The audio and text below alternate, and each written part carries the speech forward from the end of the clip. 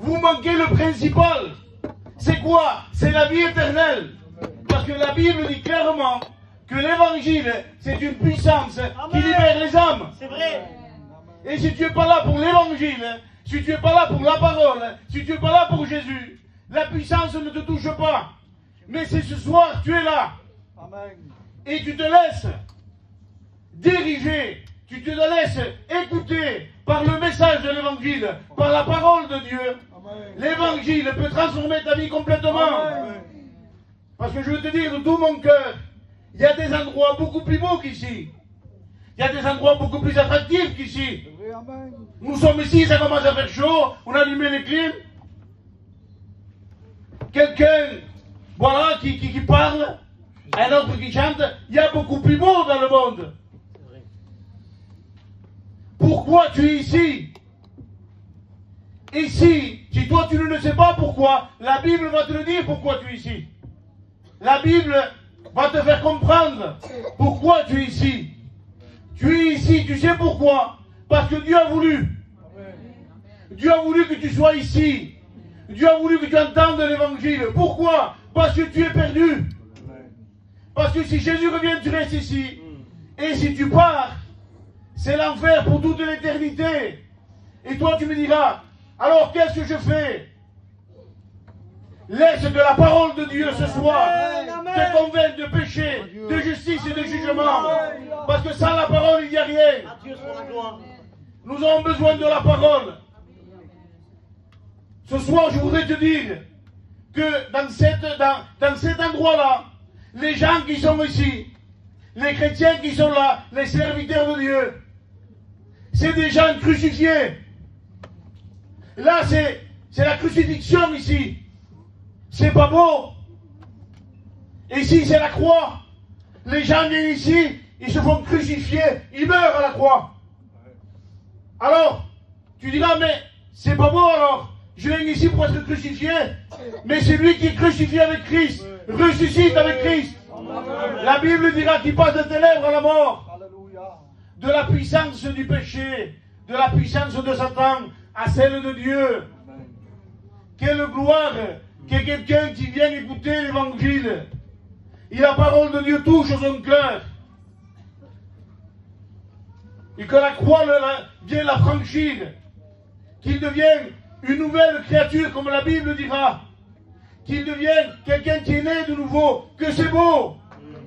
Il n'y a pas plus beau, il n'y a pas plus grand que quelqu'un qui est né de nouveau. La réunion n'est plus la même pour lui. C'est vrai. C'est vrai. Les frères, c'est plus pareil pour lui. Il écoute la Bible dans une autre manière, une autre façon. Parce qu'il est né de nouveau. Parce que Jésus, le Fils de Dieu, a mis à lui, de lui. Et s'il n'y a pas de lui, pour suivre Jésus, tu ne pourras jamais. Il faut la transformation.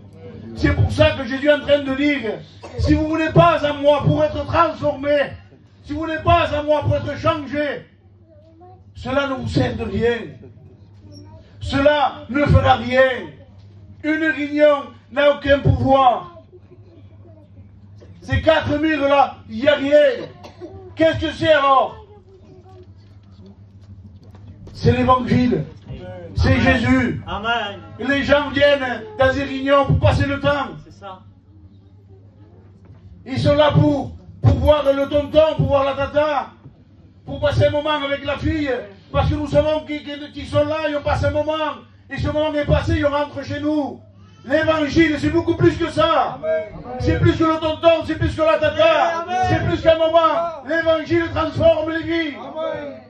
Et l'évangile est là pour transformer ta vie. Pour sauver ton âme.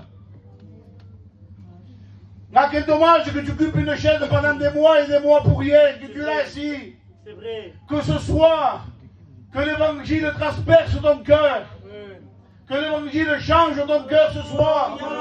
Que l'évangile te transforme ce soir. Je le dis, nous ne voulons pas de la religion. Nous ne voulons pas de système. Le système ne sert à rien. Le système de la réunion, venir à la réunion, s'asseoir, écouter, partir, cela ne change personne. Cela ne sauve personne. Cela amène les gens à la religion. Et quand on demande à ces gens-là, t'es chrétien? Je vais aux réunions. Non, mais t'es chrétien? Et pour le moment, non, t'es pas chrétien. Venir aux réunions ne fait pas de toi un chrétien. C'est quand tu vas rencontrer le Christ, quand tu vas rencontrer Jésus, là tu seras un chrétien, là tu seras un enfant de Dieu. Mais tant que tu n'as pas fait cette rencontre avec Jésus, tu n'es pas enfant de Dieu. Et tu me diras, qu'est-ce que tu dis? Non, tu n'es pas enfant de Dieu. Tout ce que nous sommes ici, ce n'est pas tous des enfants de Dieu. Nous sommes la créature. Oui, tous nous sommes la créature. Mais les enfants de Dieu, ce n'est pas tous. L'enfant de Dieu est celui qui a reçu. Qu'il a reçu la parole de Dieu, qu'il a donné le pouvoir de devenir enfant de Dieu. Si tu ne reçois pas, tu n'es pas. Voilà ce que Jésus est en train de dire. Voilà ce que Jésus est en train de prêcher. Il est en train de dire, vous venez à moi, mais je vais vous changer, je vais vous transformer, je vais faire de vous mes filles, mes enfants. Mais vous n'êtes pas pour ça. Et si on regarde dans le verset 25, il va dire la même chose. La Bible dit que des gens sont montés dans des barques. Ils ont ramé. La Bible dit, après avoir arrivé dans le lieu, ils ont cherché Jésus. Ces gens-là cherchent Jésus. Et une fois qu'ils l'ont trouvé, ils vont dire cela. On te cherchait. C'est bon quand même, non? C'est beau. Qu'est-ce que tu fais? Tu le vois en train de marcher. Qu'est-ce que tu fais? Je cherche Jésus. Gloire à Dieu. Tu cherches Jésus. 52 personnes, 100 personnes, la Bible ne dit pas, 200 personnes en train de chercher Jésus. Ils arrivent vers Jésus. Ils disent, on te cherchait. Jésus va répondre, il va dire, vous ne me cherchez pas pour les miracles. Vous ne me cherchez pas pour ça. Vous me cherchez parce que vous avez mangé du pain. Parce que vous êtes rassasiés. Et vous voulez que je vous rassasie tous les jours. Vous voulez être satisfait du dehors. Mais vous ne voulez pas que je change le dedans. Vous me cherchez pour le confort. Vous me cherchez quand il y a une maladie. Vous me cherchez quand il y a des problèmes. Mais vous venez pas à moi pour avoir la vie. C'est ça qu'est en train de dire. Quel dommage. Quel dommage de venir vers Jésus pour ne pas recevoir la vie. C'est la plus grande des choses. C'est pour ça que Jésus a délaissé son ciel de gloire et est venu sur cette terre pour donner la vie. Il n'est pas venu non plus ni pour les miracles. Il n'est pas venu pour les guérisons. Il dit, je suis venu sauver ceux qui étaient perdus. C'est pas autre chose l'évangile. L'évangile est là pour te sauver. L'évangile n'est pas là non plus pour te mettre dans la pommade non plus, c'est pas vrai. L'évangile n'est pas là non plus pour te frapper, c'est pas vrai. L'évangile il y a un but, il est là pour te sauver. Il veut ne te mettre dans la pommade, il veut ne te frapper, il veut te sauver. Jésus est venu sauver. Ah, que Dieu fasse que ce soir, à travers l'écoute de la parole de Dieu, que ton cœur s'ouvre. Amen. Je prie que le Saint-Esprit touche ton cœur ce soir. Amen, amen. Que tu puisses comprendre. Alléluia. Que les écailles de tes yeux puissent tomber. Que tu dis, Seigneur, j'ai compris. Je viens vers toi maintenant parce que je veux la vie. Rentre dans mon cœur. Change ma vie. C'est ça l'évangile. Amen. Je disais, Seigneur, une multitude de gens en train de te chercher, 200 personnes, dévariées pour être avec toi. Ils ont fait des efforts, ils ont monté dans des barques, ils t'ont cherché. Une fois qu'ils t'ont trouvé, tu dis, vous ne me cherchez pas pour moi. Tu peux dire une autre chose, parce que maintenant, on cherche plus des adeptes que des gens sauvés. Si Jésus aurait voulu les adeptes, il dit, bon, mais c'est bien, moi, chercher, c'est bien, mettez-vous ici, on va passer un moment. Mais Jésus n'a pas ce langage. Jésus n'est pas là pour que des gens viennent vers lui comme des adeptes. Non, c'est pas ça qu'il cherche, Jésus. Jésus cherche des gens convaincus de péché, de justice et de jugement. Il ne cherche pas autre chose. La Bible dit qu'après avoir dit cela, il parle avec eux. Il va dire, celui qui ne mange pas ma chair, ni boit mon sang, n'est pas digne de moi, ne peut pas mériter. C'est impossible. Ces gens-là ne comprennent pas. Ne comprennent pas, ils vont partir. Ils vont délaisser, parce qu'ils n'ont pas compris. Jésus se tourne vers les 12 et il va dire, et vous? Vous partez? Jésus est en train de dire, qu'est-ce que vous faites, vous? Vous partez ou vous restez? Jésus n'est pas là en train de courir derrière les autres en disant, oh attendez, attendez, je me suis trompé. C'est ça. Revenez, on va changer d'évangile, attends, je vais te prêcher l'autre. Jean 3,16, car Dieu a tant aimé le monde. Non, il n'a pas dit ça. À ce moment-là, ces gens-là, ils avaient besoin d'entendre cela. Par Dieu. Il n'a pas changé pour les ramener. Arrêtons de changer pour ramener les gens, non. Prêchons la Bible. Amen. S'ils veulent de l'évangile, ils vont se convertir. C'est tout. C'est vrai. N'essayons pas de diminuer afin que les gens ne partent pas. Jésus a laissé partir beaucoup. Il se tourne vers les 12 et dit, vous, qu'est-ce que vous faites? Et les 12 vont dire cela, ils vont dire cela tout simplement. Ils vont dire, tu as les paroles de la vie.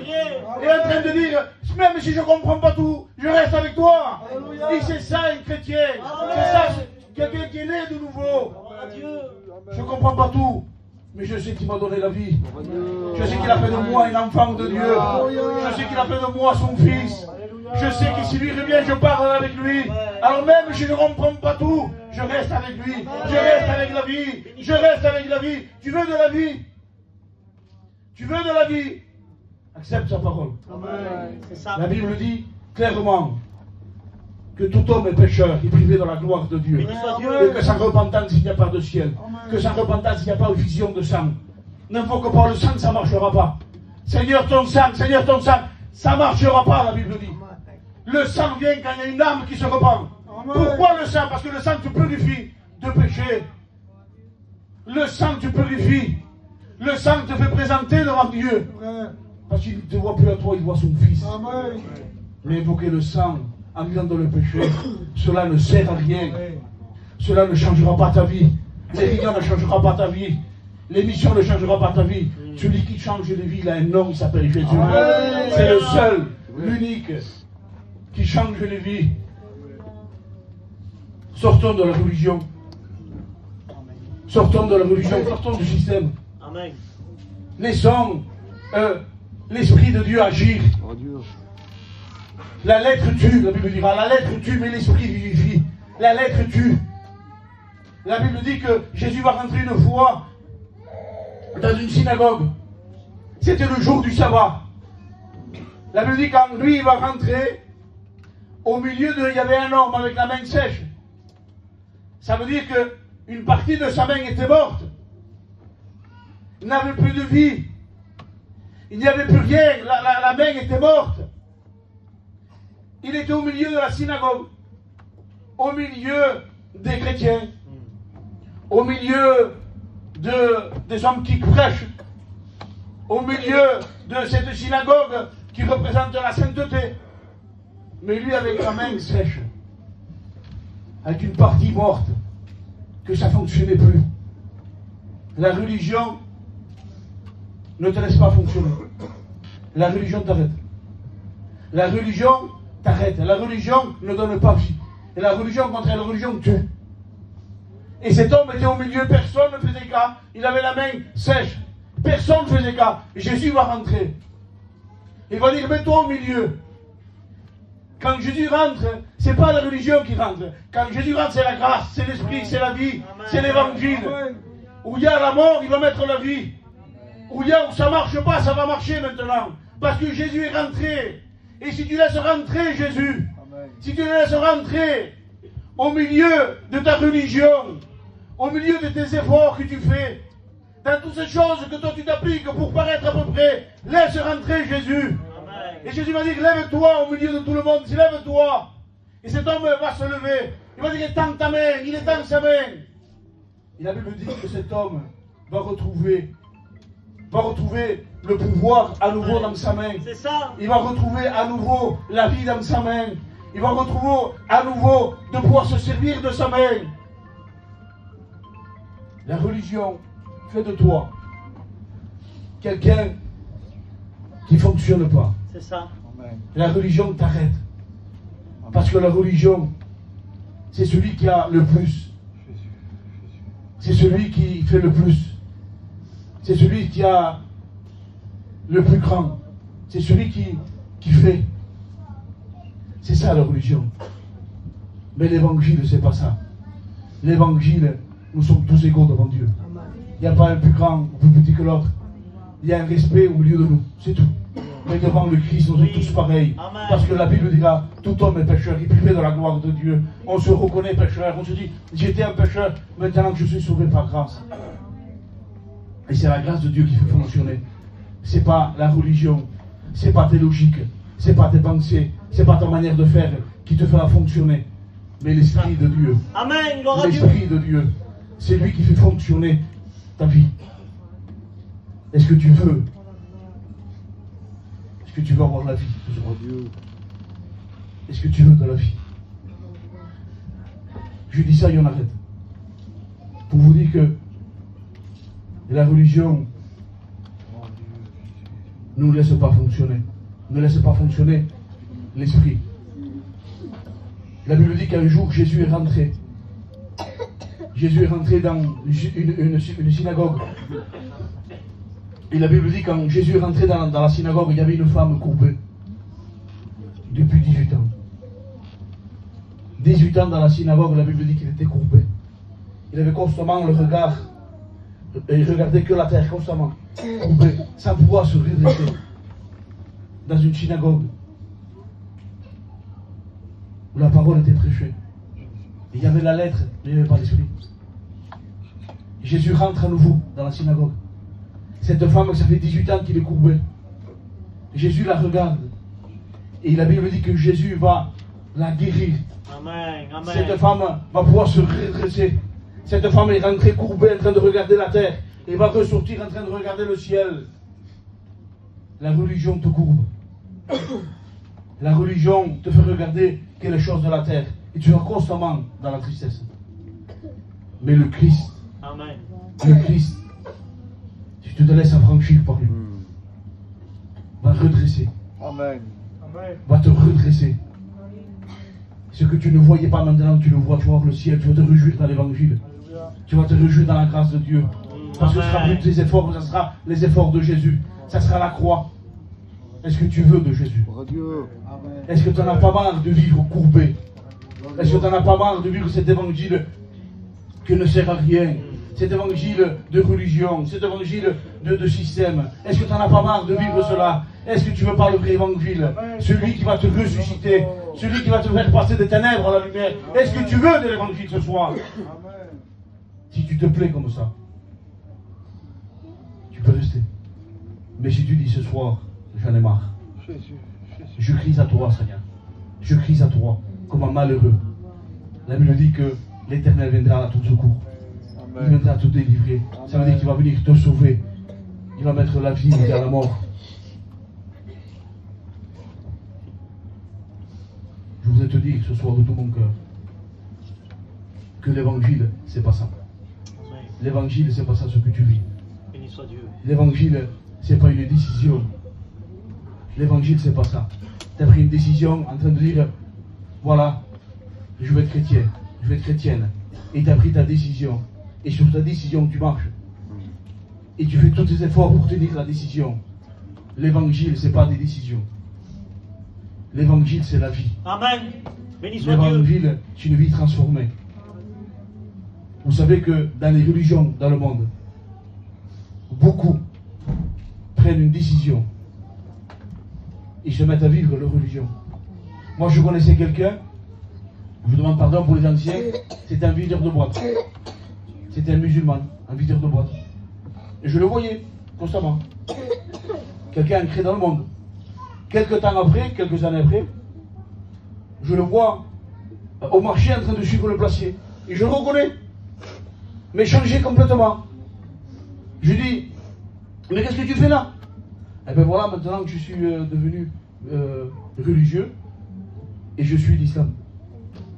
Un jour, il m'a dit, j'ai pris une décision de suivre l'islam.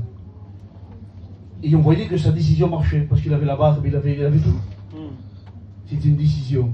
Il faisait 700 prières par jour. C'était une décision. Vous savez qu'il y a beaucoup des chrétiens, soi-disant, qui ont pris une décision. Il n'y a pas la vie, il y a une décision. Ils ont décidé un jour comme ça dans leur tête d'être un chrétien, une chrétienne. Mais il n'y a pas de vie. C'est tout un effort. C'est tout une manière de faire. C'est tout un système. Mais il n'y a pas la vie. Si Jésus rentre, il donne la vie. Il donne la vie. C'est pas parce que tu as pris la décision, mais c'est parce que tu as reçu le Christ. Et parce que tu as reçu le Christ, maintenant, ce que tu as à l'intérieur, c'est puissant. Et tu aimes ce que tu fais. Tu sens que la décision ne vient pas de toi, mais il y a eu quelqu'un qui a pris une décision dans le ciel de sauver et de t'amener un jour dans le ciel. Quelqu'un qui a pris une décision d'accomplir sa volonté dans ta vie. Quelqu'un qui a dit, j'amènerai toutes choses à la perfection. Et cela va te donner à suivre l'évangile. À ce soir, rencontre Jésus. Ce soir, rencontre le Christ. Amen. On prie le Seigneur. Amen. Je voudrais que Nicolas prie le Seigneur.